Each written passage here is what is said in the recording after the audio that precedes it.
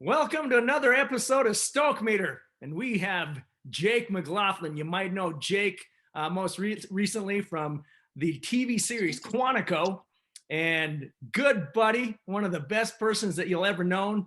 And also we have Karch, my partner in crime here at Stoked. But Jake, thanks for joining us, man. Thank you. You're a great hype man, Mo. Yeah. I'm going to take you with me everywhere. You should see when he's hyper. It's great. It's all about that hype, right? You got to dig it. But man, I what I've been telling Gary is how cool it's been to have you go hunting and all that good stuff there today. Because I don't know you as an actor as much as I know you as a dude that is just a good dude, right? Good father, thanks, son, all that stuff. Seriously, man. Every time I head over there, it's like, hey, come join the fun, man. Yeah, we're definitely the party house in the neighborhood. That's for damn sure. There is no doubt about that. No doubt about that. And Karch, you got to come down and partake sometime. Oh, absolutely. Absolutely. By the way, this week's last UFC fights were incredible. That was one of the best fight nights I've ever seen. That's got to be top 5 fight nights of UFC history. Those fights were incredible from the prelims all the way up to the main card. It was I think there was 2 fights that were somewhat boring, and it was cool. Good. That was the one with Adesanya, right? Isn't that where you were trying? Yeah, Adesanya and Jan Blachowicz fought, and then Nunez fought Natalie. I'm gonna come up on a blank on the last name. Sorry, Natalie. I just a lot of names. I'm terrible with names. And then who was the Piotr Jan fought. Got fought the guy. That was a bum deal. Yeah, because Jan was winning that fight pretty handily. He had that guy pretty well handled, and then he did that. But I kind of understood what happened. Did you guys see it? What happened?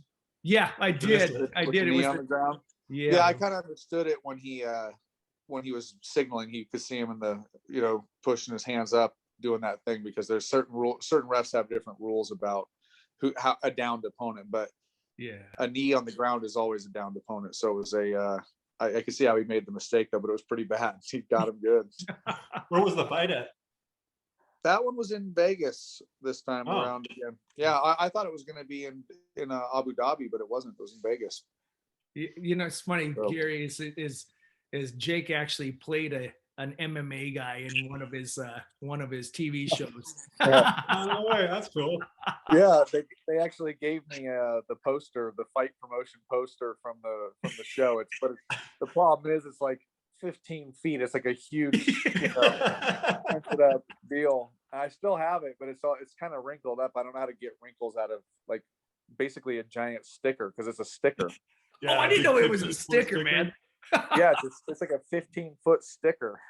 It's all crumpled up. No. A little bit more of my glory days when I was in a little bit better shape than I am now. Oh, were you a big fan of MMA before that, or did that kind of get you into it? Yeah. No, I've been a big fan of MMA since its inception, really, because when I was a kid, we watched the very first UFC and second, third, fourth, all the way up. There was a time there when I was in the Army where we didn't get cable and we were gone and deployed a lot, where I missed that that transitional period in the UFC. But it was more, I want to say, more like the Frank Shamrock era. So I didn't really watch a lot of that era of UFC just because I was in the military and we don't have time to do all that crap. But now, ever since I got out, I've followed it pretty damn closely, and I've been lucky enough to go to a few fights myself, and they've all been really good fights. Yeah, cool. It's fun. Well, you really were fun. Also in that movie Warrior, right, with Tom Hardy and all those folks like that. That was I can't believe how big he got for that movie, man. Yeah, he's a big boy. It's funny. I think he said that he was 170 pounds. That's it. Which yeah. Well, because I don't think he's not a very tall guy. Yeah. So yeah. But man, I've never seen a guy look bigger on screen in my life. He was jacked in that. He was in crazy good shape. Him and Joel Edgerton was in really good shape for that too. Yeah. They were both yoked. They put a lot of lot of physical work into that movie. Those guys got injured, and they did a lot of fight choreography and fight scenes and that. And even though, a lot of it's fake, there's a lot of it that's not, and it wears you out. It's no doubt. I don't care who you are, even if you're, a stunt choreographer or stunt artist, or or an MMA fighter that's in a movie. What kind of lead up time for you was involved with that, just to get ready? Say again? Like what kind of lead up time was something like that for you to take, just to get physically ready for Warrior? Yeah. Well, in Warrior, the thing was I didn't have to be in as good a shape as those guys, because I didn't play a fighter in it. I played a Marine that Tom Hardy saved in the movie, and I kind of leaked that story to the press because I recognized him from these guys in one of the fob tents at our base over in Iraq or Afghanistan. I think Iraq. I don't remember if Iraq or Afghanistan in the movie, but they're watching MMA highlights on the computer, and I recognized Tom Hardy as the guy that saved me when he was in the Marines in the movie. It's a fantastic movie, actually. I absolutely love that movie, and I was pleasantly surprised when I went and saw it. I went and saw it at a screening at Lionsgate. They invited me to, and I brought my aunt along with me. And there was a bunch of producers in there that hadn't seen the movie yet either, and so it's kind of like a unique experience, because there's a couple other actors in it that were there, and then all producers, and then I brought my aunt, so we're watching the movie, and I'm sitting there watching it. I got so entranced and just engulfed in the movie and how good the acting was that I actually forgot that I was in it at all. And then when my scene came up, I was like, oh shit, I hope I do a good job. These guys were absolutely killing it, because I worked like the first couple days of filming on that movie, the very first couple days of filming, right, and then the very last few days of filming on the movie. I was there at the very beginning and the very end, and it was a crazy experience, because that scene where I leaked the story, I'm sitting there with like my eyes half closed because they had these such bright lights in my face. And we were actually filmed that in an office in Pittsburgh. It was in one of the production offices. They dressed it up to look like a tent, and like a news story leak was in there. But the lights that were on the C stands was just like, it was like I was standing in front of stadium lighting right in my face. And I have like crazy light sensitive eyes. I'm always, every time I'm outside, I'm just squinting all the time. So it's already bad. But it was a fun experience. And the director, Gavin O'Connor, he did The Accountant. He directed The Accountant. He directed Miracle, the movie from Disney, the hockey player movie. Yep. He's a fantastic director. I really like working with him. I like his movies. He's good, really good. Nice. I gotta go back, because I don't know if we've ever talked about this. We've talked about this when we've been hanging out and going hunting and stuff, but I don't know if a lot of people know how you got into acting, right? You gotta explain, because let's face it, man, you were a saw gunner in the military. Yeah. And that's kind of, it wasn't necessarily a prerequisite to getting into the acting world, but it turned out that it was. Yeah. So I was when I lived down in North Hollywood, my neighbors behind where my aunt and uncle still live now was our friends Sarah Arrington and Brendan Wayne, and just the nicest people in the world. And he's John Wayne's grandson. And he and his wife used to send me packages and things like that when I was in Iraq, and so he acts as well. And he's actually on The Mandalorian now. He plays the Mandalorian when Pedro Pascal's not there. He's the other Mandalorian guy. Yeah, there's two of them. Danny does like the walking and I don't. There's certain things that they cover, and the other guy's the martial artist guy that does that stuff. And so he's great. He's just the nicest. They're the nicest people. And so I went to Iraq. They'd send me packages. When I got out of the military, I was living in Chico with my wife, and we just had my son. We were broke. I was pouring concrete for a living, and this was in October. And Sarah Arrington calls up, Brendan's wife, and I didn't know that she had worked there, but she worked at a casting agency called Finn Hiller Casting. So it was Sarah Finn and Randy Hiller. And if you've seen any movie in the last 15, it shows 20 their years, names, and you'll see their name in casting. They do all the Marvel movies. They do they do just the Star Wars, they do Mandalorian, they do everything. They're just really good people. And anyway,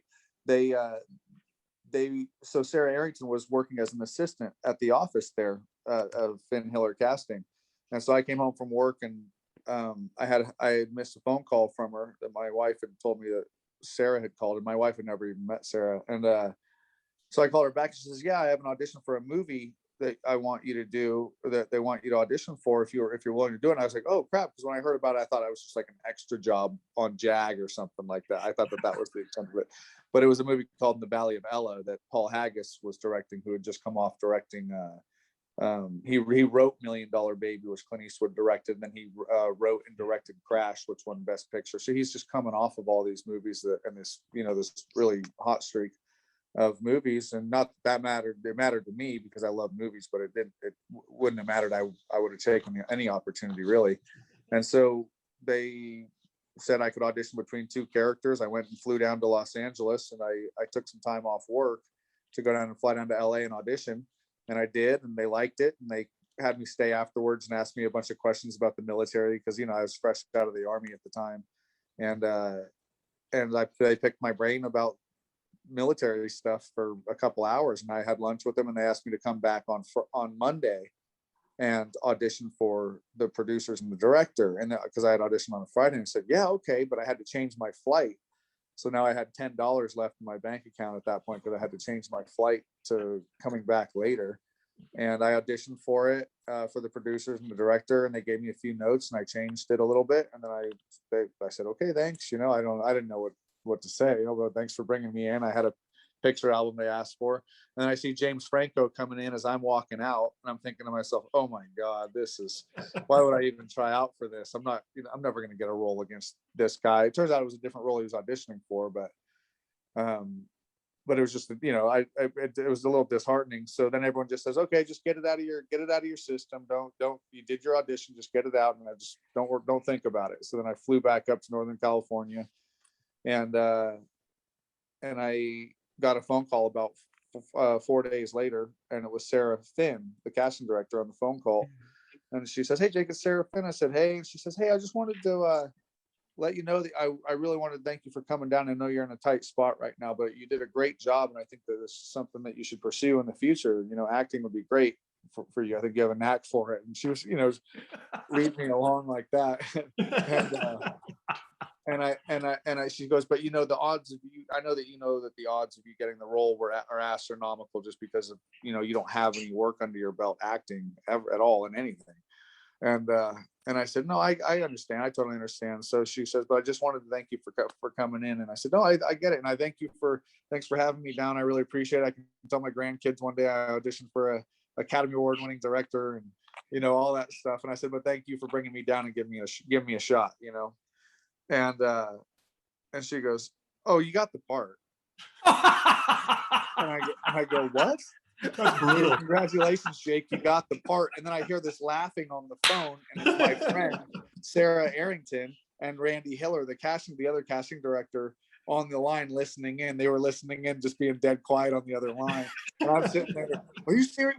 Are you serious?" She's like, "Yes, Jake, congratulations." I'm like, "Oh my God, I love you all. Are you kidding me?" And I go run out to the living room, and my wife was on the phone with her mom, and I go, "Stephanie, I got the part." And she just drops the phone and starts crying, and I was crying, and it was just this whole big thing. So long, I made that longer than it needed to be, but that's how I got into the industry. And then while we were filming, James Franco was also in the film. He's a NorCal boy like I am, and we just got along, and he ended up hooking me up with his manager. He wanted me to meet his manager, so I did, and I signed with his manager, and then his manager sent me out to a bunch of the different agencies, and I decided to go with a much smaller agency at the time. And he's doing really well. He's one of the top agents still in Hollywood. But I went with Michael Green and Associates, and I liked them because they were just work. When I went in there, they were working. Like, everyone in the office was just like, there was stacks of paperwork, stacks of scripts, their sleeves were rolled up, and I was like, this is just more me, as opposed to going into some companies that aren't even around. Some of them have merged and everything else, and they were nice, and they were great people and everything there. but it was very clean. But it was like walking into a spaceship or something, walking into some of those agencies. Everything was just so pristine and everyone was in suits. And I just like not used to being around people in suits at all. So it was a little intimidating. But a concrete worker. Yeah. Soldier, concrete worker, and fisherman. You know, it's not. I'm not around suits a lot. Still, I'm not. but it was it was just one of those things where I was afraid of getting lost in a bigger agency as an unknown actor, even though I had a really nice, good, awesome role as my very first appearance in anything. It was just I lucked out in that sense big time, and it opened up a lot of doors for me because of that. But I had to also be careful because I didn't want to be swept under the rug when they do their spring cleaning at the agencies and find out that they don't want to develop Jake McLaughlin, because that was really the case. I feel like I've come a long ways acting, you know, since I started, and it's also a lot of it for me because I never had any formal training really, but I did eventually when I moved down to LA because I was doing ranch work after I got done with that movie, and then my agent manager now called me a couple months later and said, "Yeah, hey, you want to act for a living? You kind of have to live down here." So I did. I moved down and I moved back in with my aunt and uncle, and I left my wife and kids up in Chico up in Northern California because I couldn't afford to move them down there. So James Franco's agent, Cammie Putnam, her husband Joe Heist owns a construction company in the Hollywood Hills. So he was a really great employer. Actually, he made me a supervisor under another guy really early on, and he would let me go to auditions whenever I had an audition, so I could get I still had to come back if I had work to do and stuff. I'd always made sure I got my job done. But I'd go into lawyer auditions where guys are in suits and I'm covered in concrete and paint and, you know, everything else because I didn't have time to change or whatever. But that's really how I kind of learned the more. I mean, I still just feel like I'm terrible at auditions. And I've been on thousands of them now at this point, literally. And I don't know what it is about auditions. Your heart just races a little bit faster I don't know. It's just one of those deals. And that's how I learned, like, cutting my teeth. Like I was just going out on every audition. It didn't matter what it was or how many there were. I went on 7 auditions in one day once. And they weren't like little 2-page auditions either. It was insane. Yeah. It was insane. And I was turning down roles that were clearly not for me, my ethnicity, anything like that. I had, you know, because on the paperwork they send you, the breakdown for the character and the script and sides for what you're going to audition with, it usually has a, you know, character synopsis, and there's a disclaimer in that character synopsis that says open to all ethnicities. And that's, you know, that's kind of like, it's not to say that they're keeping an open mind about things all across the board, and somebody might change their mind and go, oh, hey, wait, this guy, because there is that, but it's also to cover their ass. And when the line of the other character is saying to my character that I look like 50 Cent, I'm pretty sure they have a clear idea of what they're going for, but I'd go out for it anyways. I didn't care. I wanted to work. So it was a fun and also at the same time very nerve-wracking experience, you know, like just to it is nerve-wracking. Well, the thing is, I don't know, I had no idea it was Franco that you auditioned for in that role, because the first audition I ever went to, it's because it was funny because they said, you know what, you're in Salt Lake City at the time, go for a movie. There's not a lot of people that are in it that of your ethnicity. I thought that was a weird one, man. But so I went, and it was for 127 hours. And so it was with Franco, and Franco wasn't there, but the individual Aaron Ralston was there. And Franco knew you were coming. He didn't want to listen to your BS. No. Well, put it this way: the part that I did try out for, the dude that they cast looks nothing like me. Yeah, that happens a lot. Trust me, and it happens a lot. And the auditions are funny too, because sometimes you'll go to, I can't tell you how many celebrities that I've met, like got people that I just really admire as actors that I've gone in and auditioned with now throughout the years, you know, and like people that you've seen do really well for themselves. Like got people that are really, really big now and things like that. And and it's really cool. I like seeing that stuff. there's some people that can be pretty petty, I guess, sometimes, but not ultimately. Like they're, I'm always happy to see like when my friends or just people that I've seen in auditions. I'm happy when other people get work too. I actually am, because I like it when they do a good job. I Yeah. don't know. It's just neat. No. And sometimes I'll watch things and think, yeah, I can see exactly why they got that part. I totally misread that audition. Like I read that way wrong. I didn't. Oh, that's what they meant. Oh, I got it. Okay, wow, what an idiot I am. And keep in mind, there's footage of all this shit everywhere. The casting directors have a plethora, an archive. They type in your name, and it has every audition that you've ever done for them. And my God, there's some doozies out there. I'm nervous. I'm beholden to them now, because you don't want to piss the casting directors off. They have some power over you. I want to see the Jake 50 Cent one. That's what I want to see. Yeah, I'd like to see that too. I'd like to see how I did have an audition once too, where because it's not easy. A lot of these auditions are in Santa Monica, and I was living in Pasadena later on down the road, when I had a little bit more success with when I did Crash on Stars. I moved to Pasadena, and I was able to bring my family down there. But a lot of times the auditions are in Beverly Hills or Santa Monica, and that's not an easy place to get to from Pasadena. No. And I remember I was just really nervous about it, because I just didn't have confidence in myself. I didn't think I was going to do a good job, and I really didn't. It was really not in my wheelhouse in any way, shape, or form. Right. And I didn't like that feeling, because I felt like I should be able to do anything. And I've worked on that since, but I drove all the way down there, got in the office, and they called me in, and I said, you know what, I'm sorry. I don't think this is for me. And I'm sorry I took up somebody's slot in this time, for this, but I don't want to give a bad audition, and that's what I'm going to give you right now. And I'd rather not make an ass of myself, and they understood it, but I felt bad because somebody else could have taken my spot, Sure. I have a quick question. So you just threw a lot at kind of me as kind of like your start in the industry. Do you mind taking a step back just a little bit earlier?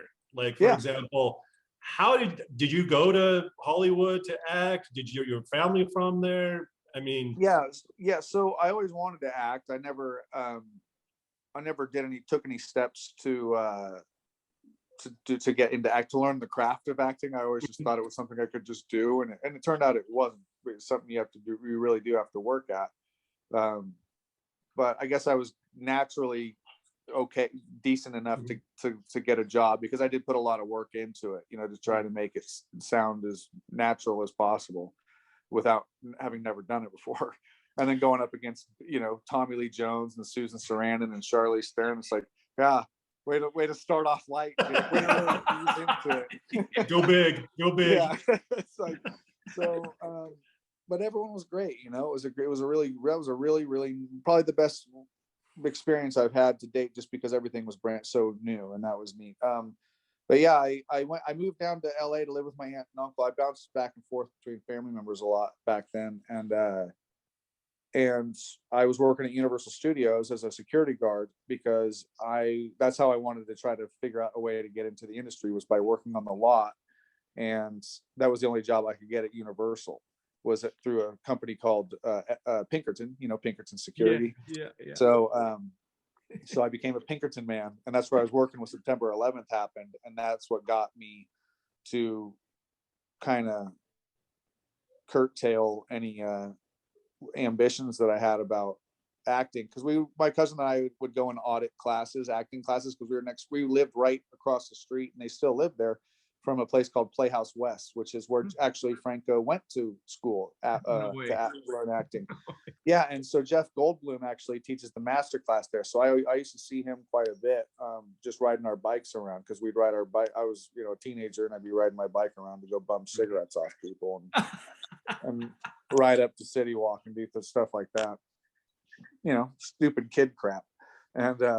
And yeah, and that was that, and that's how I got that. And then so September 11th happened, I signed up for the military and did 4 years of that. And then when I got out, that was when I was living up in Northern California again, and I got that phone call, which just was very fortuitous for me. That is pretty crazy. Well, I got a question. If you fast forward it, because I remember we were talking, this is relatively this is a couple years back when we were talking about it, but when you were at Quantico, I didn't realize that you were gone for months at a time from your family. I mean, you got the 4 kids over there, and the little one was just born and such. And I'm just wondering, how did you guys balance that and make it work? Because whenever I see you and Steph, it's like nothing never happened. It doesn't matter what. Well, no, yeah, but that's also because there hasn't been a lot of work lately, and I've been home a lot, so we've been able to, talk and stuff. But it's tough because we don't get to see each other a lot when you're off doing a television series, especially when you're doing a television series. There's not a lot of time to go home, and I'm on opposite sides of the country. Yeah. 2 of the times she was pregnant, so she couldn't fly, and one of the times my roommate, I'm not going to say who, threw my passport away. You should have seen. I'm like, oh my god, that was fun. Emptying out the dumpsters in the alleyway behind our apartment, carrying trash out. So I couldn't go home. It was just kind of a Murphy's Law kind of thing, and it was going on. And the show I was on before that, I wasn't able to leave to go home for Rowan's birth, so I watched it on FaceTime. And then Josh Safran, when I was doing the second season of Quantico, they gave me plenty of time to go home. They gave me like 8 days, I think it was, to go home. Right. Which is very generous because that's not easy to do. And then he wrote me very light in that episode on the forend of the episode so that I could bunch all my stuff together. He just really made it work. I gave him plenty of notice. They knew, months and months and months in advance, but that was just sweet of them to do. And unfortunately, my last day of I don't know what you'd call it, paternity leave, or I don't know what you'd call that. My little mini sabbatical just fell a day short because I flew out that day. I landed at JFK Airport and was in the taxi on the way back or the Uber back to my apartment, and she went into labor. Oh, you gotta be kidding. Wow. So I was able to watch her on the iPad give birth to Freya while I filmed myself with my phone. So because I wanted to be able to see, because we could only either let me watch it or record the birth. So if I watched it, we wouldn't have her birth on tape, but I wanted to watch it, So I filmed myself watching her be delivered. And so it's kind of a reaction video at the same time. It was really neat. It was actually pretty cool. And the same doctor that delivered Logan, my son, delivered me, which was neat, up in Paradise, which is, about Paradise now at Feather River Hospital. So that's, they're getting things back up and running over there. It was cool. And Ron Howard did a documentary that I watched on it. It was really neat. I didn't know that he was interested in that. It was kind of cool to see someone that's as famous of a director as he is take interest in in what happened in Paradise. It was pretty bad. Yeah, and Gary, just so you know, it's Paradise, California, the place that burnt down a couple of years back. Yeah. Oh yeah. And that's where Jake's family's at. I mean, I've met a couple of family members that lost everything. I mean, Elton. I mean, my sister and my brother-in-law lost their house. My best friend's mom, and she was my teacher growing up. Her house burned down. God, they had so much stuff. Her husband had what we call the Paradise Public Library. That guy had the biggest library I've ever seen in my life. Just a lot of stuff. We went up there right after they opened it back up to go check. And the house that I grew up in, that was burnt down too, off Foster Road. That was completely burned. It's just sad. It's just sad. Sad. Yeah. Oh man. So what?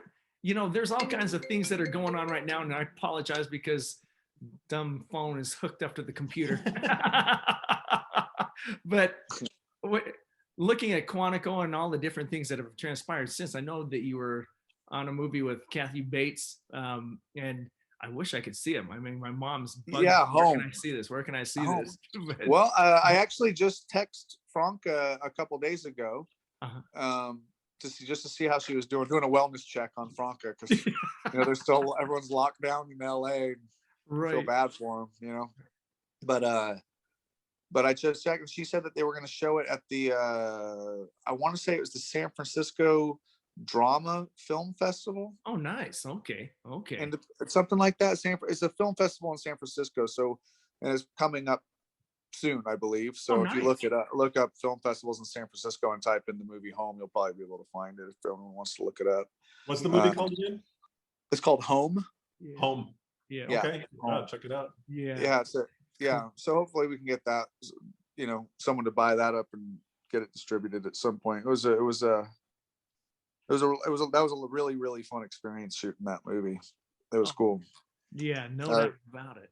It's nice to have like that freedom, like to go do a film like that and have a working relationship with the director that was just really nice, and be allotted some freedoms, a voice, and like how you're doing things. It was just cool. You don't get that a lot, so when you do get it, it's a real treat. Yeah, no doubt about it. It was pretty funny. I remember one time texting, "Hey, how's it going over there, man?" And you send that picture of you in the chair getting all your tats on. Oh God, yeah, that was not fun. That was 3 hours a day of getting those, and then adding any free time I had to always get them touched up, retouched, or reapplied, and it was just oof. Yeah, that was a rough. Those were long days, just because, if not for no other reason than the tattoos. I think I worked every day on that movie too. I filmed every single day on that. Yeah, including the time you ran into those skater punks. That was that sounds pretty interesting.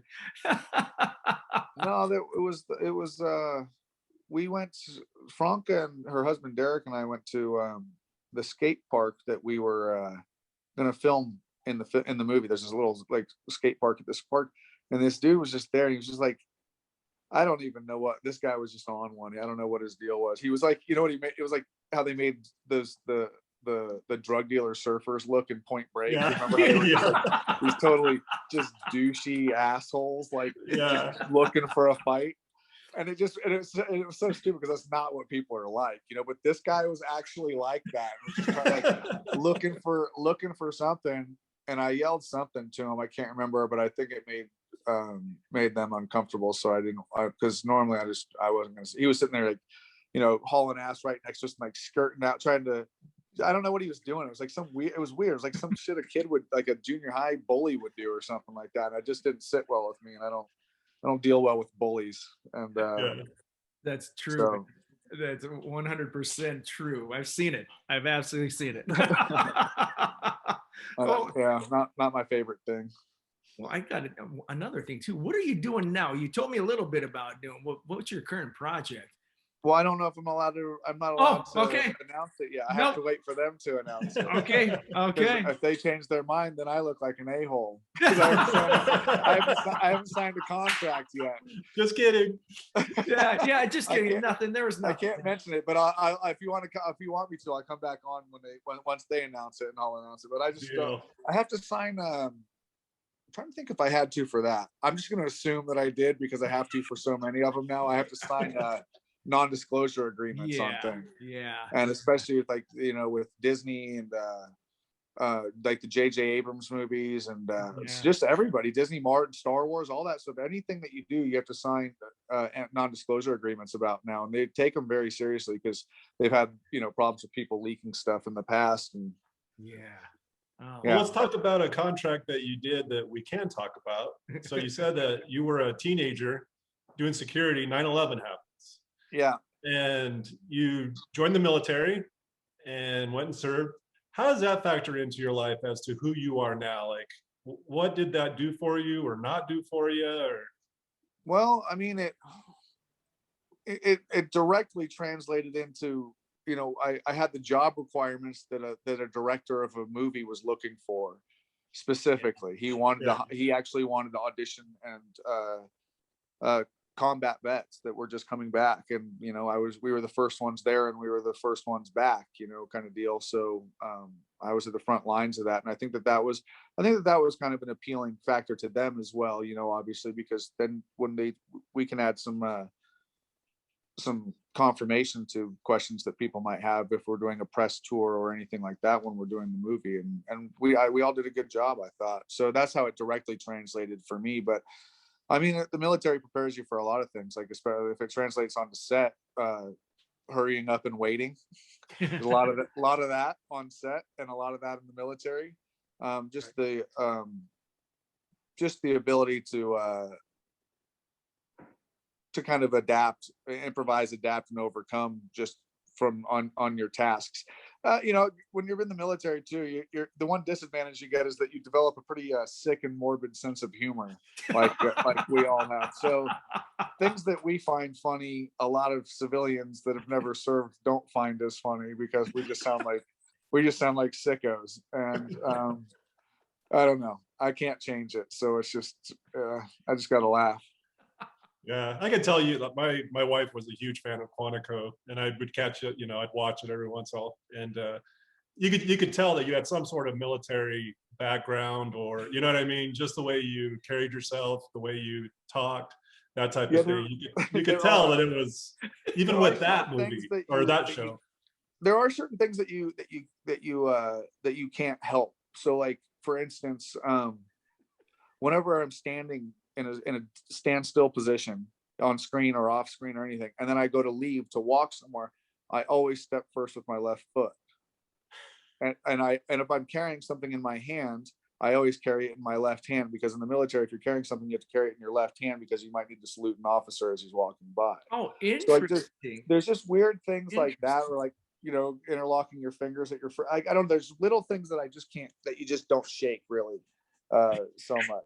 And yeah, those translate, but it was neat to get in there and actually be able to translate what my life experiences into film, especially when it comes to me playing a soldier role. And I usually don't play like active duty soldiers in roles. I usually play somebody that used to be in the military. What I'm on.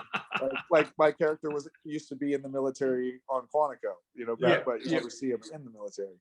I did so I like that though. I do. I think it's neat. Like post-military chill. I don't know what kind of genre that would be, but yeah. Exactly.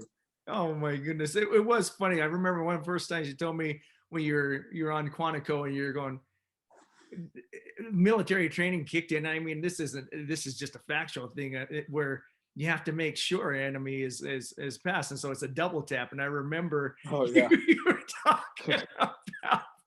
Yeah, I did that on Quantico. Yeah, and it was in the third season. There were these guys that we were got in a gunfight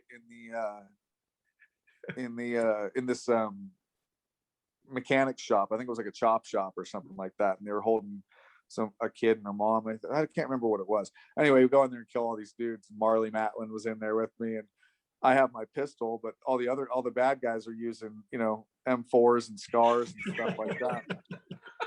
And so the first guy I kill, I think I'm like, well, why wouldn't I pick up his M4? This is way better, And so I did, and he was like, yeah, the director, yeah, that's cool. Okay, yeah, you can do that. And so I'm like, great, cool. This makes sense. That's what I would do. And so then we're downing people, and she's shooting people, and I'm walking by, and people that I'm shooting down or they're shooting down, I'm tapping them again while they're down. I'm double tapping them while they're on the ground.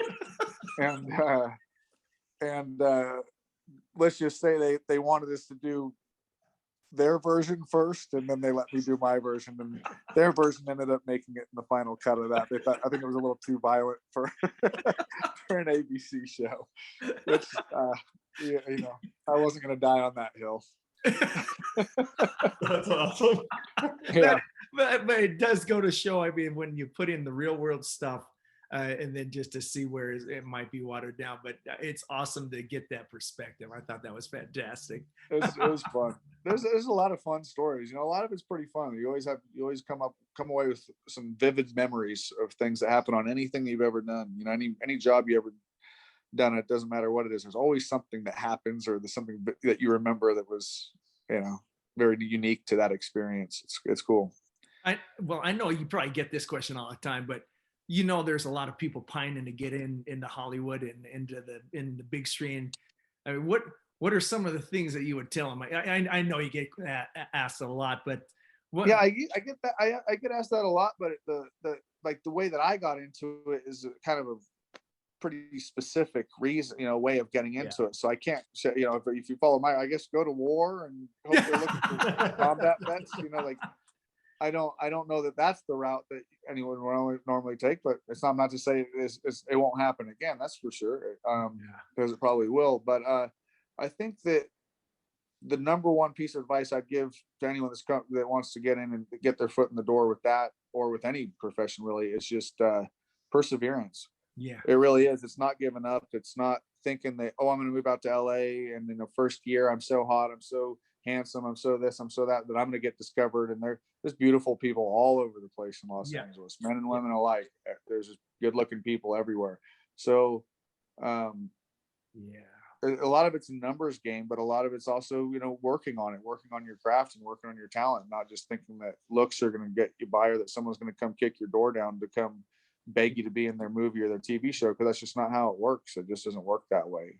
I mean, I guess it kind of works for me that way, but so I guess that point just fell flat on its face. Oh, but yeah, you kind of put yourself in the location too. I mean, you were in Hollywood. You picked a job.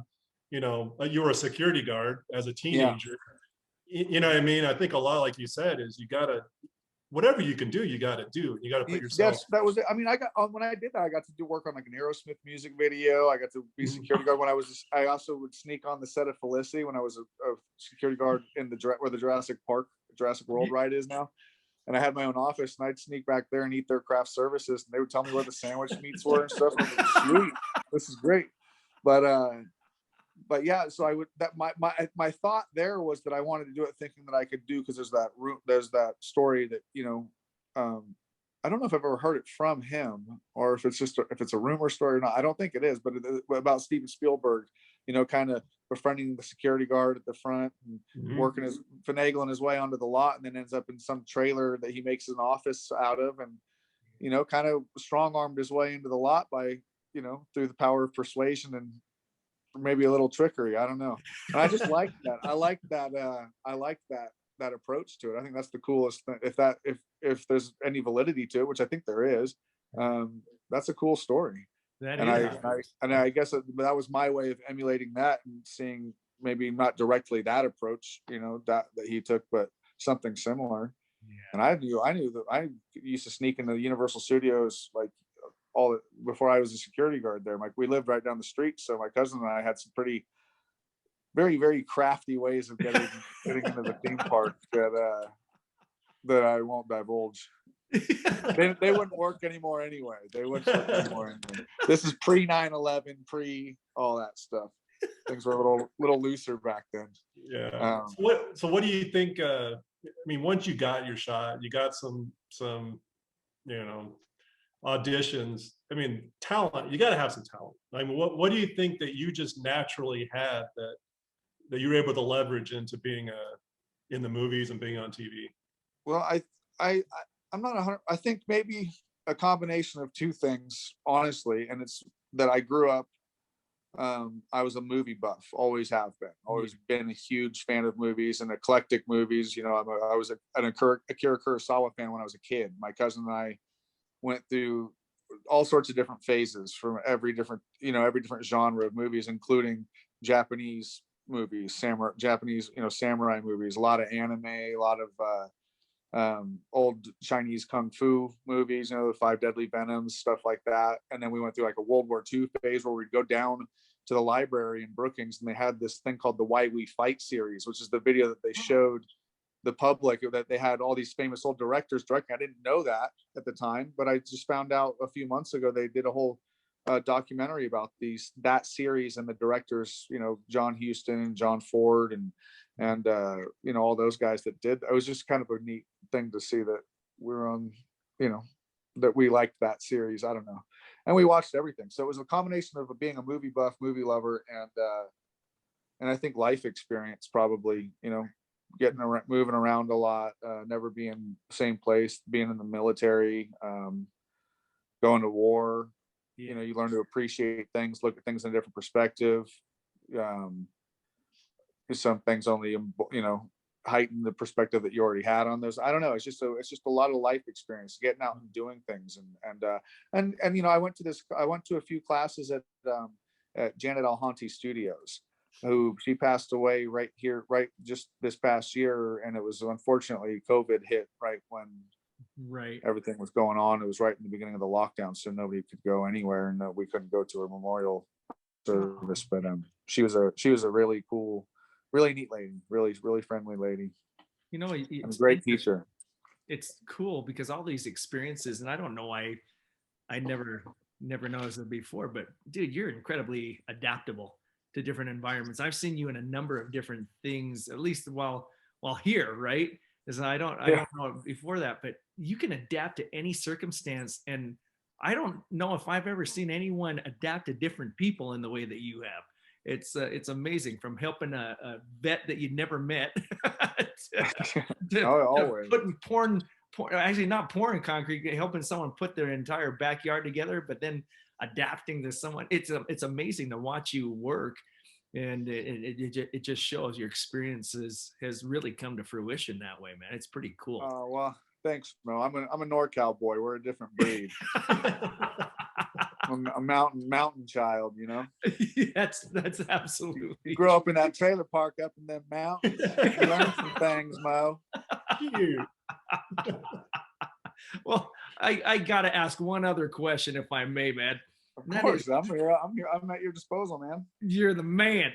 Well, I want to go back to that family thing. You were gone a ton, and yeah, I'm just wondering how did you make that work?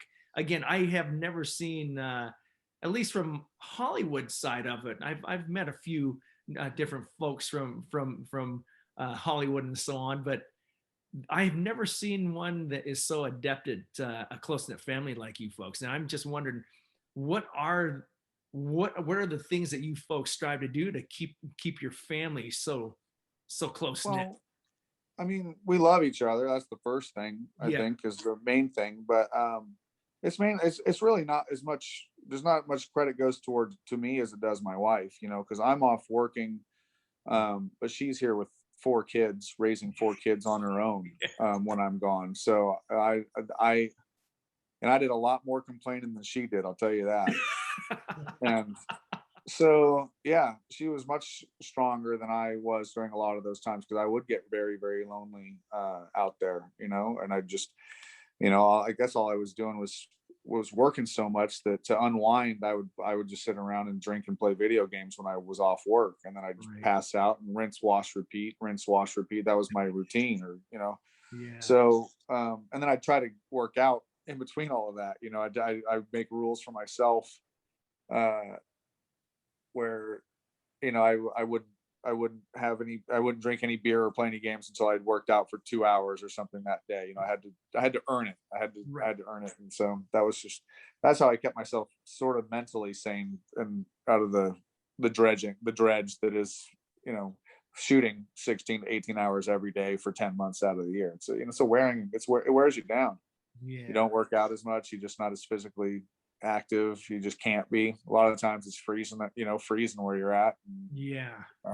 But no, it's really due to Steph. She's the one that's made it, that's been the stronger one of the two of us, as far as me just being a lazy bum and her actually being an active, productive member of society. She is, seriously, man, she is in everything, man, and not in a nosy way. That's not negative by any means. I mean, she is helping. Every time I see her, she's helping somebody. Absolutely. It is crazy. She's next level. She's she's like, she's the Energizer bunny. She doesn't stop. She's always doing something. I get tired just watching her. Tired just talking about it. It's great. No, she's always doing crafts, and she's really good at everything she does. She would have been a very good businesswoman, I think, if if we had stopped at the older 2 kids. we have 18, 14, and then almost 7 and 4. Oh, a little bit of a gap there. Jeez. It's a gap, but man, it's a fun gap. It is. I am always I recharge every time I go over there. No, it's fun. It's fun.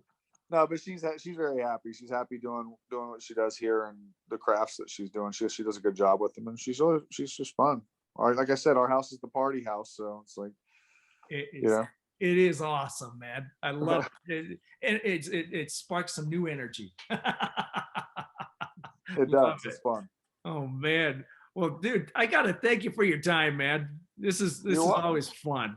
This is thanks for having me on, Mo. Is there anything else you want to ask me, or you want to? Well, you know I'm going to be reaching out again for another one because I have a feeling that we'll get those kind of requests. I mean, what do you think, Karch? Oh, absolutely. Like I said, when you're not contractually bound, obligated. Next project, let us know. Yeah, and sorry. I don't know if I could probably say something, but I just don't want to chance it. No, I wouldn't chance it. No way. I don't want to get yelled at. I think one thing we need to do though is Maurice tells me about your guys' exploits and outings, and I think we need to come up and get some live action shots of some antics. Oh yeah. So, yeah.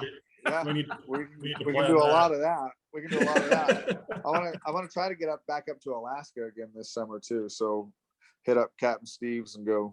You guys should come up and do that with me. That'd be fun. Oh, that'd be sweet. So, Gary, I got to ask you. I mean, what other Hollywood actor do you know that on his spare time works on a fishing boat for the fun of it, man? Yeah. Well, it's probably the most therapeutic thing you can do to unplug, man. I loved every second of it. I could a couple times I just couldn't even close my hands. I'll tell you that. I had fish. Yeah. I had the crab hands so bad. But it was good work, man. I'd do it again in a second. Yeah, that's up in Alaska, you said? Mm-hmm. Yep, up there in Ninilchik, just about a half an hour north of Homer, up the Kenai Peninsula, and then we go out to a few places and just I don't know. I loved it. It was one of my favorite experiences of my life I've ever had, actually. Oh yeah, cool. You need to come give us the grand tour. There's no doubt about that, man. It's those life experiences, like you said. I love it. Well, next time I'm wondering. Mind, it probably wasn't the smartest thing to do after my second back surgery, but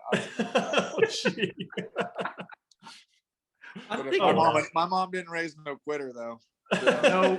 No. Well, all I have to do is see your grandma, man. That woman is one of the strongest women I've ever seen, man. She's like mid-80s, and she's just like Geraldine Teresa. She's here now.